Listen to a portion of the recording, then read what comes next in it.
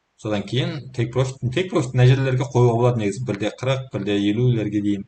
Ну ары қарай мысалы осы жерден шығатын болса ценасы, ну нелерге дейін бара алады.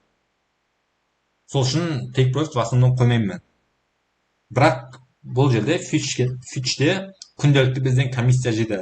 Қателеспесем өте копейка 0,06 0,05 центтер жейді. Ол плюсына да байланысты. Мысалға сізде өте үлкен $500 $600 плюста немесе пайызсаңыз үлкен болса, сізден өте үлкен комиссия алады. Мысалы комиссиялар $1 $2 дейін баруы мүмкін пикында. Менде сол үшін кей кездерде болады, плюста өте көп $500-600 дейін плюсқа шыққан монеталар болған. Hashflow болған, WorldCoin болған, телеграмда менде посттар бар. Ну торговать трейдинг жайлы осы трейдингке мен негізінде шынымен қатты жолағым келмейді, себебі өте ұзақ уақыт жұмыс жасайсың, өте ұзақ жұмыс істейсің, бірақ соңында минуста боласың, немесе сол жерде айналып тұра бересің. Мысалы бүгін плюс $20, бүгін ертесінен плюс $40, одан кейін минус $60, минус $50 деген сияқты бір жерде айналып жүре бересің. Осыған дейін өте көп торговать еткен кездер болған. Мысалы мүмкін плюсқа торговать етуге болады. Ол үшін рынокты өте жақсы түсіну керек деп ойлаймын. Рынокты қатты түсінбесең, лучше торговать етпей қойған дұрыс.